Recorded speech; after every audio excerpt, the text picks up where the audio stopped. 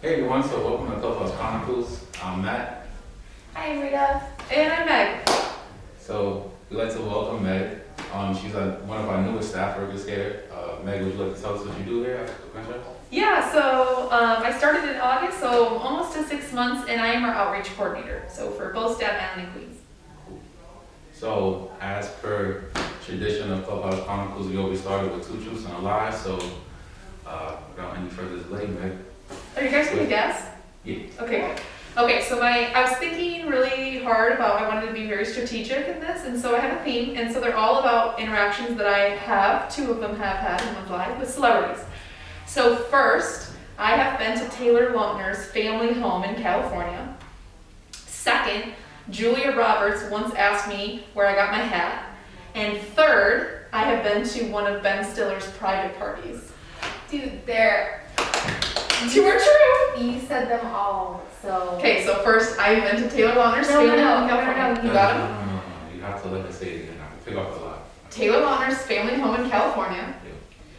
Yeah. Julia Roberts once asked me where I have a hat, and I have been to one of Ben Stiller's private parties.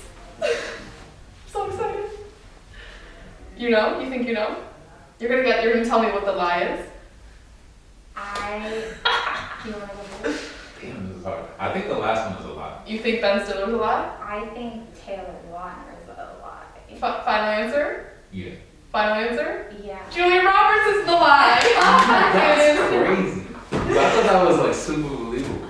You sounded so excited. I You said all of purposely them. did that. When I said the Julia Roberts hat one, I purposely was told me she liked my hat. I'm a good liar. I'm not a good liar. But, yeah, so anyway.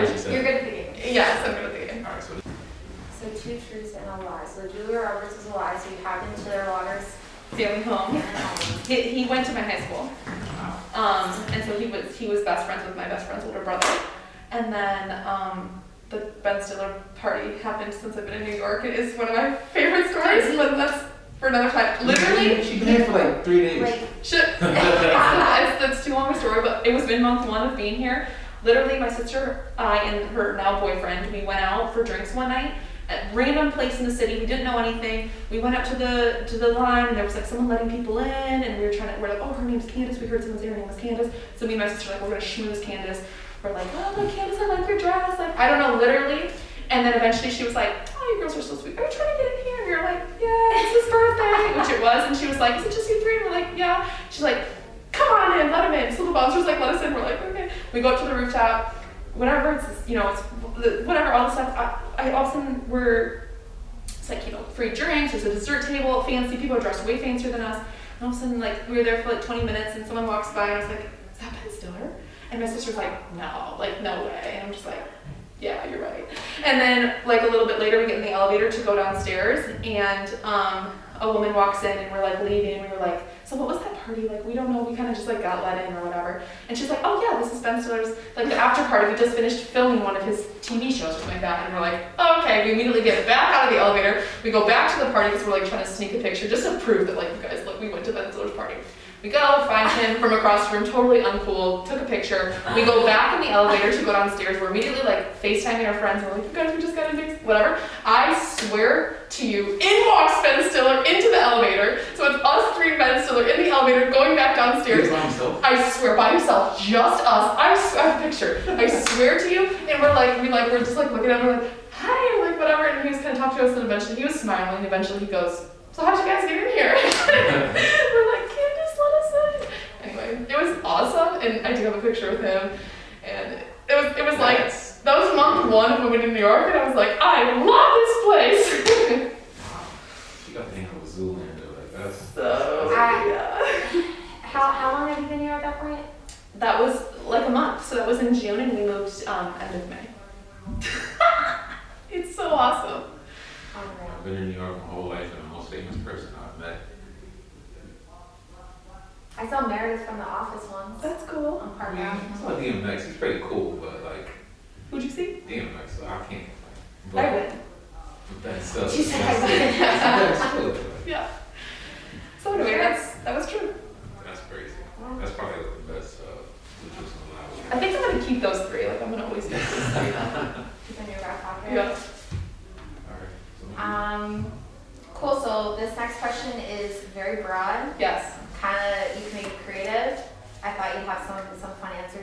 marathon. What do you want? See, this is funny, you want something fun for me, but the first thing I was thinking about when I was thinking about this question, and I had just mentioned it, is I really want to start training for this half marathon. I'm serious, that's what I wrote down. So I told myself like last fall that I was going to run the Brooklyn Marathon, half marathon, in, I think it's early April, end of March, I don't know. And I haven't started. I keep telling myself like, okay, this is the week I'm going to start running. I need to go on a long run, but now it's freezing, and I'm so unmotivated to start running. So that was the first thing that I thought of when like, what do you want? I want to start training for this. Right, but for those of you who don't know, Meg is also a kickboxer, so she's kind of always training. That's exercise. Yes, but it is very different. It's getting your doing like a cardio high up. intensity class to doing like a multiple Definitely hour different. run. But don't act like you're good. You'll be I'll be okay. I just like in the next couple of weeks, like I gotta start. When is this marathon? Say that again. When is the marathon? It's, I think it's April. Yeah, it's cool. You start in Prospect Park, you go down to Coney Island, and then you come back up to Prospect Park. So I'm excited. I got to watch them a couple years ago. I used to live right by Prospect Park. Yeah, so It's fun. I'm gonna do it. So anyway, I really want to start training. I will. Good answer. Power to you. Good answer. Do you want my second want? My Sure. biggest want? I really want to hike. This is my number one bucket list. So these are very like not very deep answers, but it's the first things that came to my head. Is the PCT it's the Pacific Crest Trail. It's a trail. Are you guys familiar? So it's a hiking trail, like a through hiking trail that goes from Mexico to Canada. So you start in Southern California at the border with Mexico. You finish Washington State, the border with Canada. And it takes about 6 months to hike. And it's been on my bucket list since forever. And I will do it. So this is not an immediate want, but like a deep want. I want to do that. I will. So anyway, that's my number one want to do. That's great. Got stuck on my goals. I don't know. I don't know the last item I added to my bucket list. Maybe I need to revisit that. Yeah, it's fun. That sounds I fun. get really motivated about things and obsessed with it, and yeah. Anyway. Okay, so my next question is, do you have a favorite childhood memory? Yes. Well, when I was thinking about this as well, this is in high school, so I feel like, you're a kid in high school. Does that count as childhood? Yes. Okay. For sure. It's kind of just like a typical answer, but it's just the truth. What came to mind, I guess, first is my high school, I cheered in high school, and my freshman year was the first time we made it to state finals, like as a program, and then my senior year, so I was really lucky that I got to go to state finals all 4 of my years, and my senior year was so good. We had been undefeated, and it cheers a weird sport, especially in Michigan. There's 3 rounds, and yeah, it's weird. But anyway, this is whatever. But my senior year was districts. We had just won conference, and then we won district champs, and we got like the Michigan high school year all-time record in this one round. So we got the highest score was like 0.3 from perfect, and it was just the best ever because it was my senior year and all my best friends, and like I worked so hard from freshman year was the first year we ever made it to state, and then I think that's kind of just like a typical answer, but honestly, like that moment we were on these purple mats, like I could just like literally picture it. It was the coolest. So I wouldn't say that's typical. just like a sports victory, but it was awesome. So yeah. That's really cool. Got me want to relive my old high school glory days. I know, they're so special. They were all really pain filled because we always came up short, but it's all good. It taught me lessons. It's still memorable and special, yeah. So Meg, did you always want to be an outreach coordinator at Venture House? Is that what your burning desire was?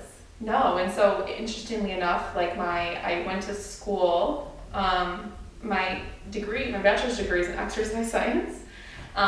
So yeah, with the kickboxing thing and whatever, I've always been very into health and wellness and fitness, and I've taught group exercise classes since college and whatever. But certainly not. So basically it was my senior year in college. I had decided on that degree, and kind of just, it was one of those things where it was like, I had finished my sophomore year or whatever, I finished the gen ed, and it's like, you gotta declare a major, and I'm just like, I don't know what I wanna do still.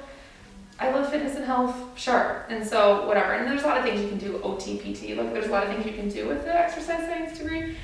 So I just did it. But then by my senior year, I was like, this isn't what I want to do. I want to work with people like in a more this type of setting. You know, I didn't really know what. I really wanted to live abroad. And so I was kind of like, whatever. I'm almost done with this degree. I'm just going to finish and see where life goes, I guess. And it's whatever. But I walked across the Peace Corps table at school, just like a recruiting table at school, and was like, wait, I'm going to do this. And so yeah, so I mean, kind of how I got here, I guess, is what I'm leading into of like how my path is. So yeah, I was teaching fitness. I worked in our health and wellness center. I was kind of dabbling with doing corporate wellness. I thought about doing OT school here and there, but that's kind of where I was at. And then my senior year, beginning of my senior year, I applied for Peace Corps and got accepted. And so thankfully, my whole entire senior year, I actually knew I was accepted. So it took that pressure off of what's next. Like I knew 5 weeks after graduation, I was, flying to Rwanda. So that was cool. So yeah, I'm just gonna go into my path of how I ended up here, if that's okay.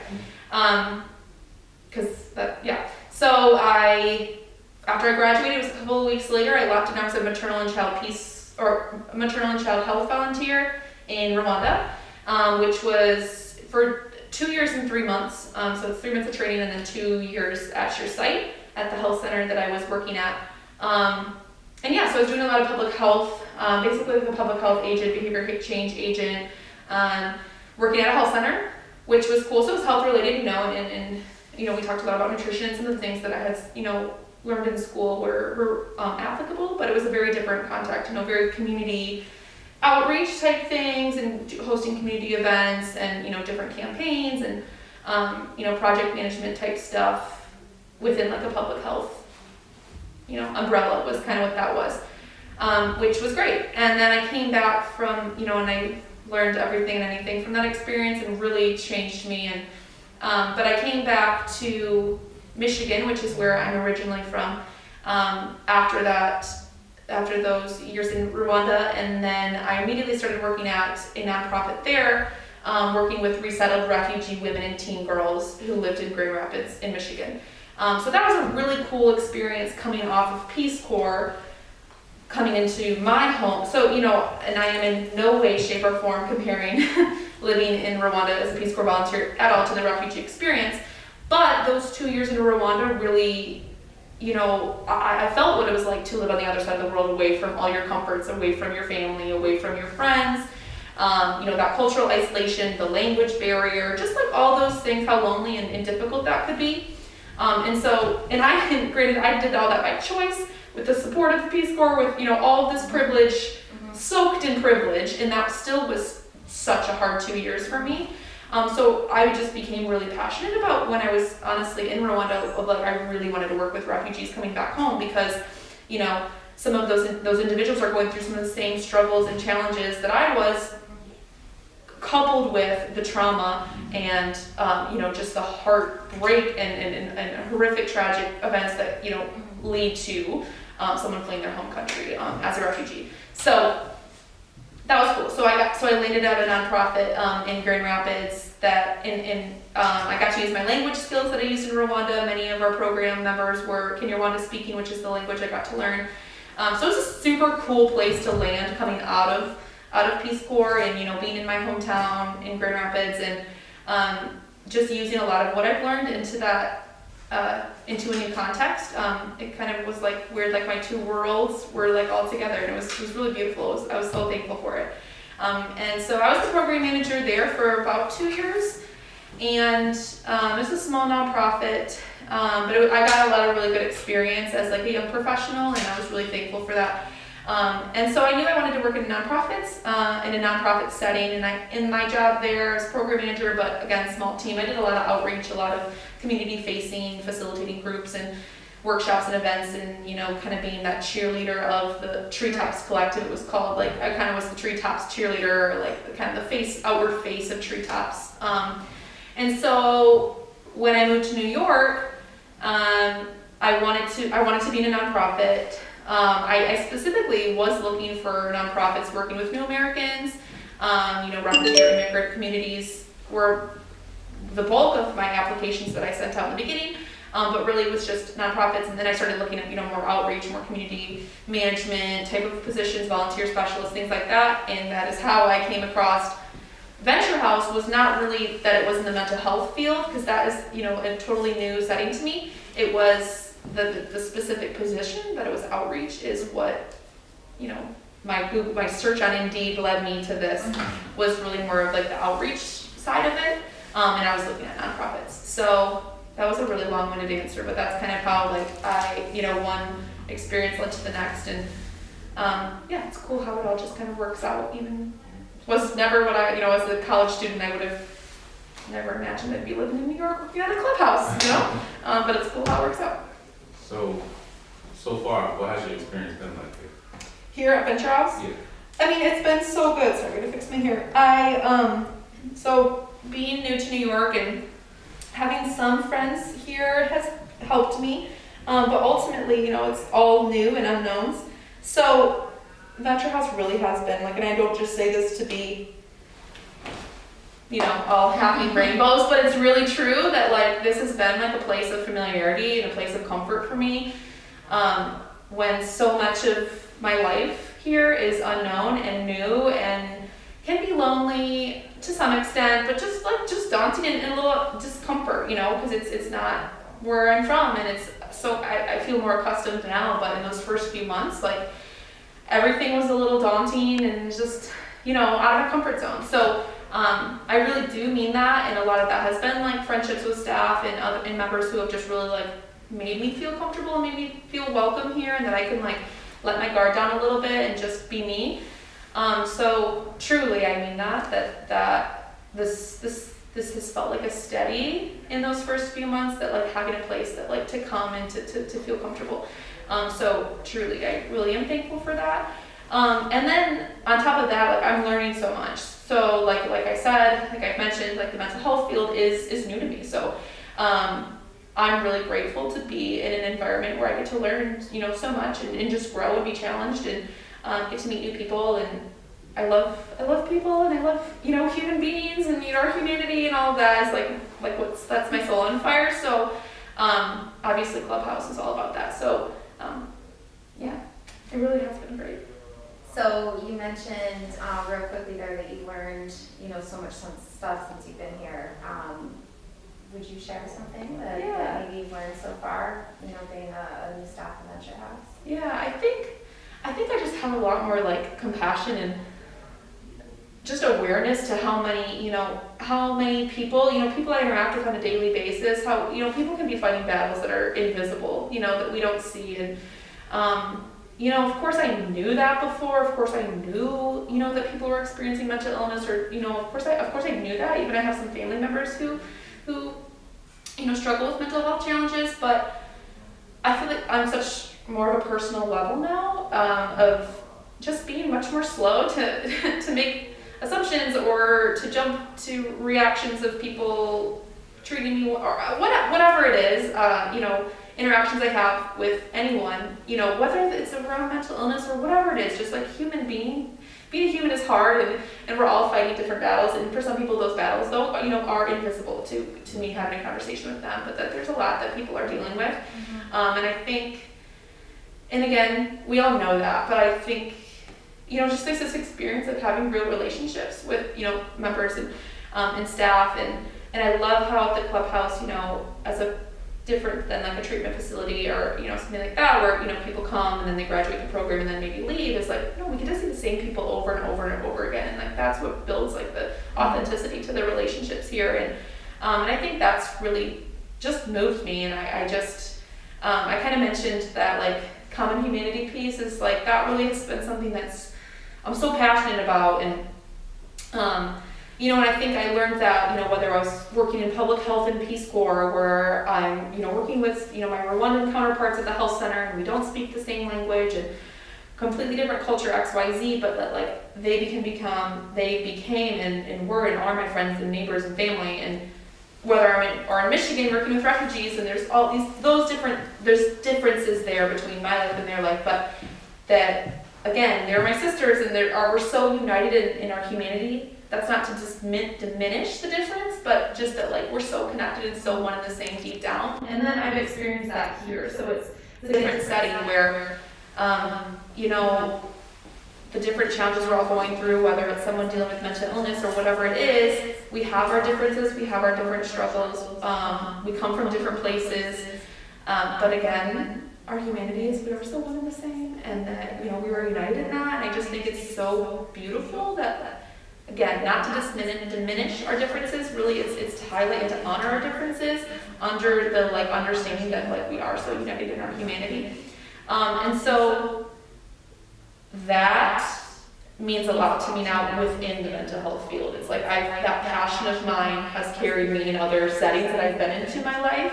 But now just bringing that common humanity, that undoing of the single story, that there's no single story to mental illness, to refugee status, to different cultures, to whatever. Bringing all of that to this new setting, this new context, yeah, it's changed me and pushed me. It's a big answer. Solid. Great answer. Thank you. It's one I can definitely relate to, like, since I've been here, like, I developed so much as a person in terms of, like, you know, my ability to listen and want to listen. Before, you know, like all humans, we come in with our own, you know, stigmas or, like, just preconceived ideas about things, and, you know, just getting, like, I just learned how to just deal with people better, you know. Somebody might not have a good Monday through Wednesday, but you'll catch them on a Thursday, and then through there you can build that relationship, you know what I'm saying? Or just trying to find the common ground and the difference in our cultures, but trying to just find something to just bridge that gap with somebody, and just like I don't know, just place time on a daily basis, and like you just find ways to get through the day, which ends up helping you, you know, somehow, because those little things that you use to get through the day will be a way you can engage somebody, or, you know, it's just. And in all your interactions, even outside of just Venture House, I think it just like helps. The way that you connect with any human being is just like finding, like a connecting point, or like I just think like the human experience and all those things where it's like, it's not always easy, but I think, that those skills that we're all growing with each other here totally carry out outside of these walls. Something we need a little bit more of in this world. Yeah. Compassion, empathy, listening. Being listening. Right. Being slow to like make assumptions or whatever it is.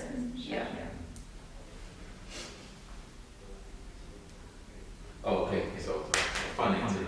Since you've been here, like, what has your best day been like? Okay, this is so whatever, but I love these type of days. Honestly, I was thinking about it. Honestly, Thanksgiving was my favorite day because for a couple different reasons. Well, I love hosting. Like, and not that I was the host of that, but like we kind of got some of that hosting, responsibility of us as staff, and so I love being the host and doing the planning and decorations and what X, Y, Z. That's like I live for that. So there's an aspect of that, and I also love the business. Like I love those days when it's like teamwork, like everyone's hands on deck. We're all kind of running around a little crazy, but then you like get it done, and like you're tired at the end or whatever. You wear stupid high heels and you regret it, and your feet hurt at the end. But like it feels good to like be tired, especially when you're doing it with people. So I love those kind of days.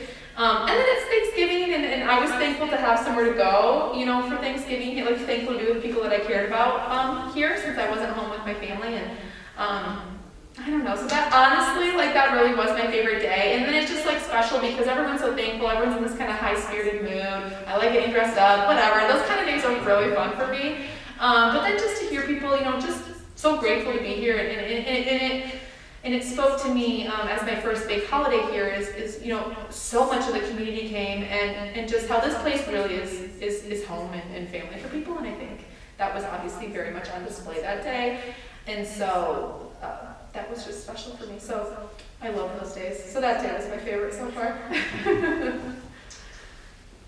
So I don't want to be Grinch, but to switch it up, what was your worst day like?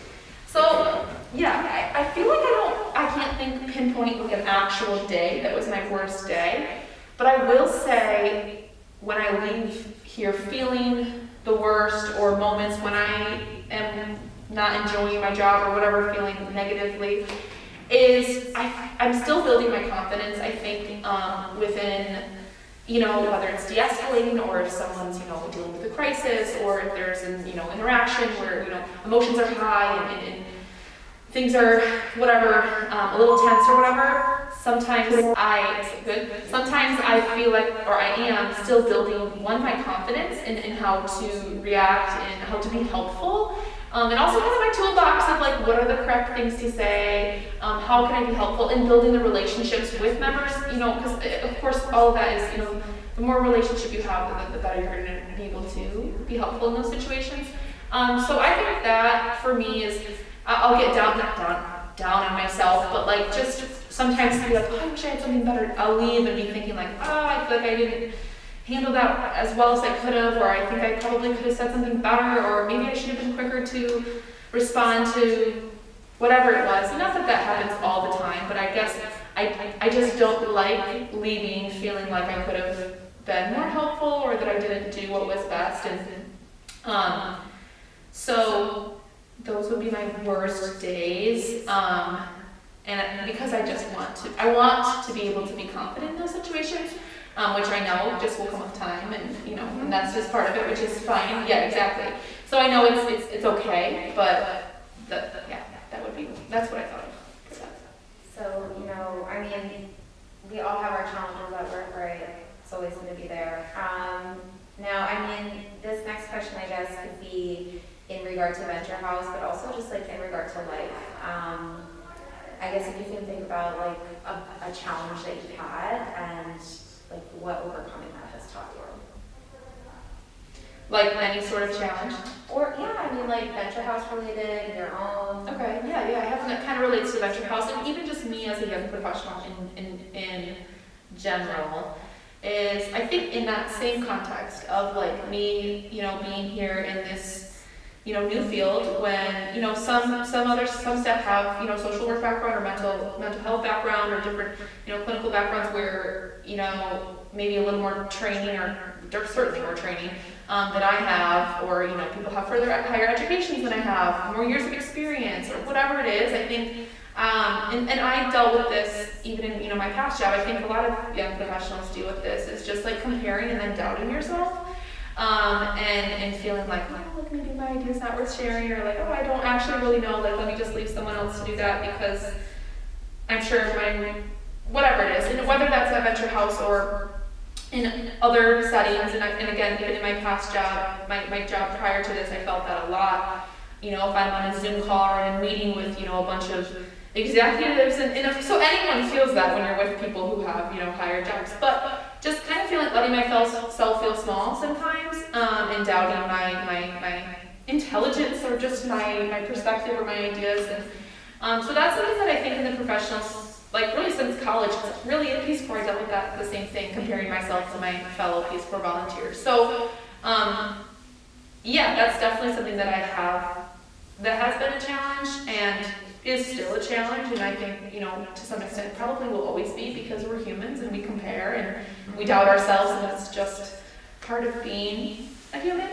But something that has really just like helped me, and that's something that I've been really working on the past couple of years, is authenticity is really important to me. And so being proud of who I am, but then equally owning who I'm not, I think is like one thing that is like, I've tried to like free myself from that in the last few years, of like, I don't have to be this type A super person to be a good program manager at my last job, or to be a good facilitator, or to speak up in a meeting and just share something. Like, sometimes we picture, I have this image or this demeanor or this whatever of what that person looks like, and no. And so I try to like let that go of like who I'm not, and being so okay of being proud of it and owning who I'm not. As much as owning who I am. Like, I think that, that's something we talk about a lot. It's like, love who you are, but then also be okay with who you're not, and like let that go. Like, be free from that. So, so I think I'm much better at it now, and starting this new job here, like I do have some insecurities, some doubts, some where I'm not confident again, especially being in a new field, that like lingers still a little bit. But I think I'm much better at it now than starting, say my past job. of just like being okay with that and being authentic and not pretending I know something if I don't know, not being afraid to ask a question if I have a question, even if I know someone's told me this before and I don't remember, like just own it, it's okay, you know?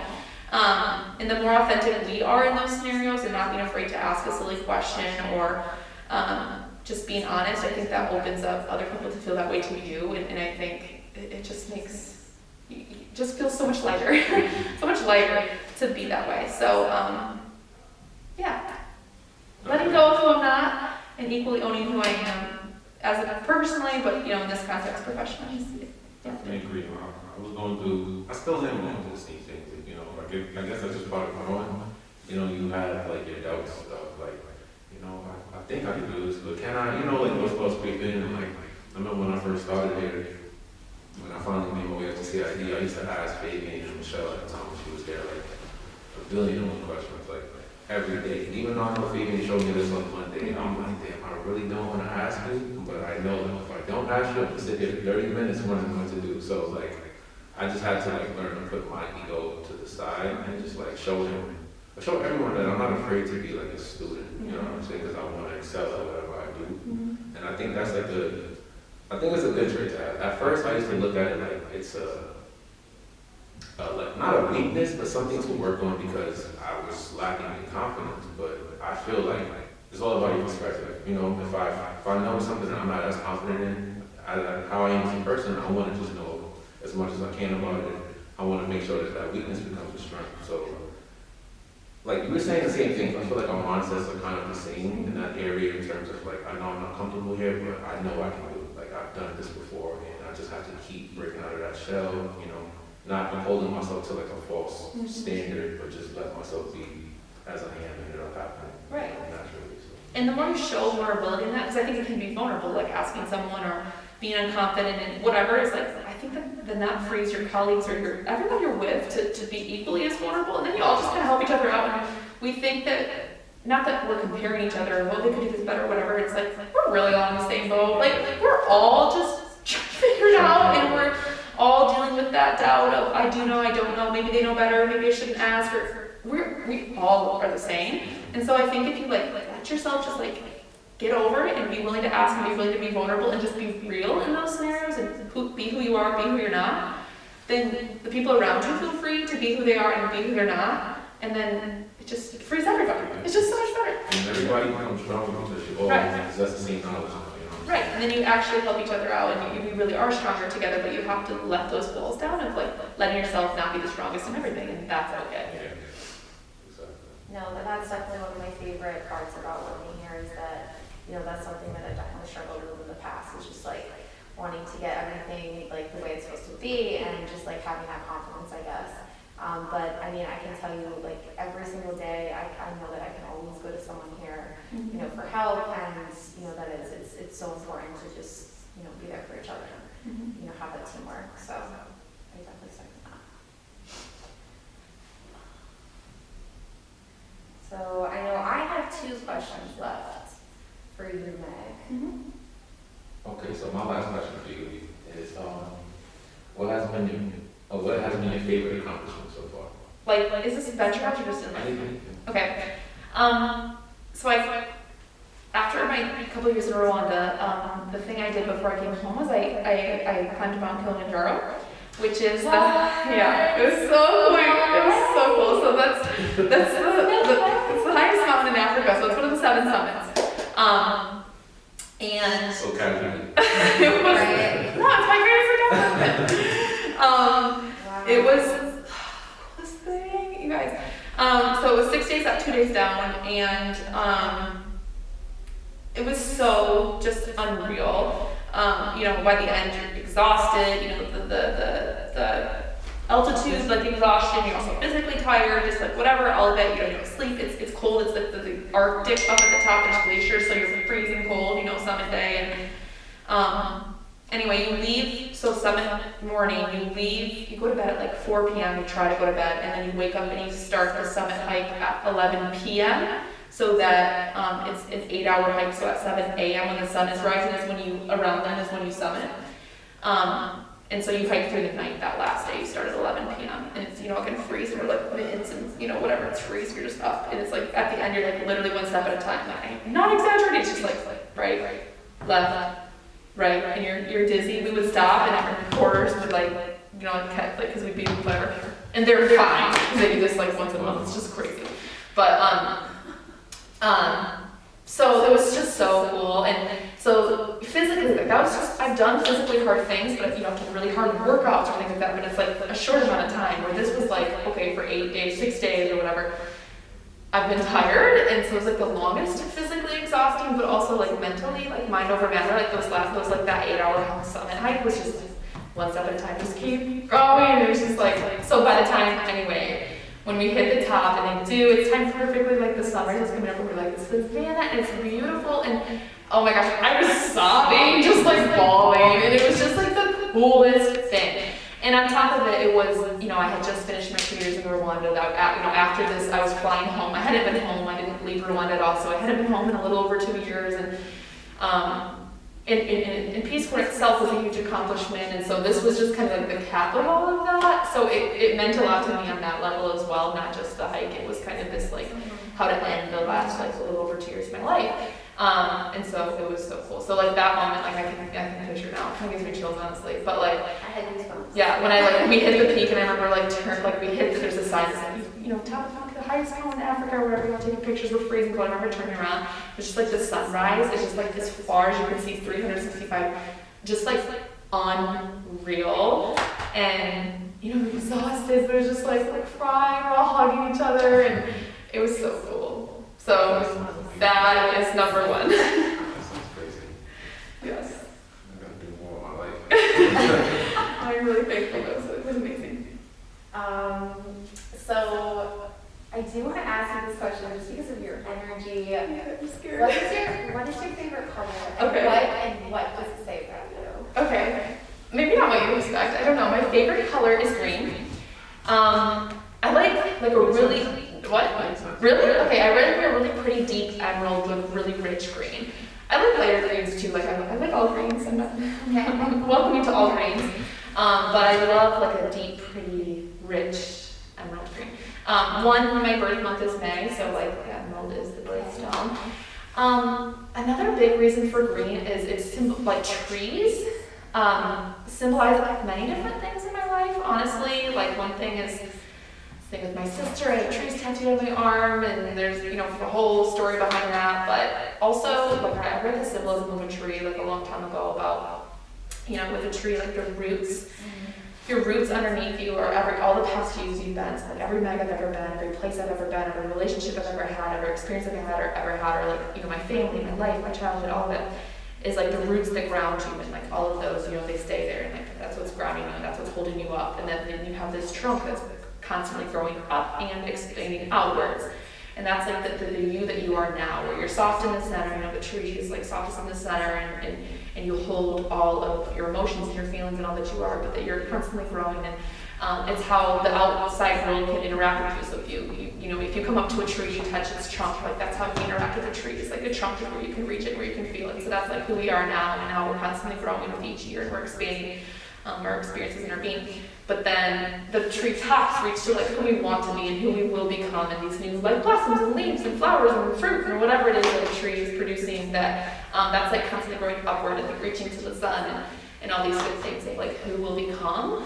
And I just love that metaphor, I guess, and visual, and I love being in the woods and the forest, and I love outdoors, and so that's a huge answer. I love green. And there's a lot to it. There's more to it, I guess. It's just. I'm so into symbolism and stuff like that, but I've never heard of that, I guess, metaphor of the tree. I love that. I always think of it. For sure. No, that was a good. I'm glad I asked. So I guess the last question here.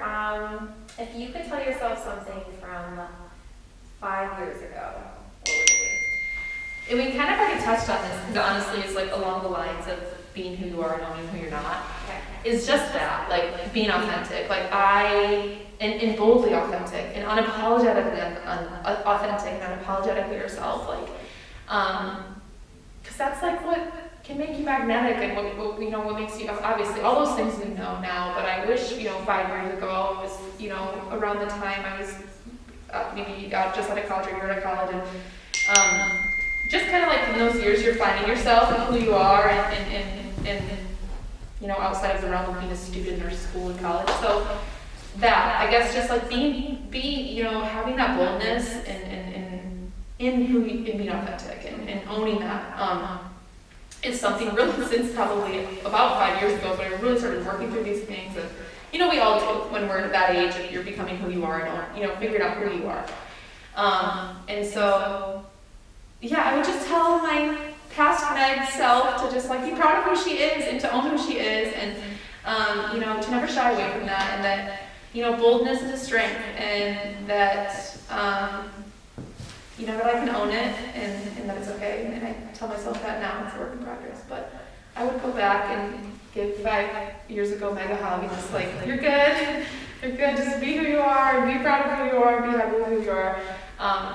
Yeah, unapologetically. That's what I'm sure. Yes, exactly. Make sure you have good things are coming. You're gonna live in New York someday, like, you're good girl, you got this, you're doing great. Yeah. Thanks so much for coming on. It's been amazing. So You guys many are the good best. stories. I have a lot of stories. We have to get her back one of those. So. Thank you so much, you guys. Yeah. Thank you. You guys are the best. Appreciate it. Thank you.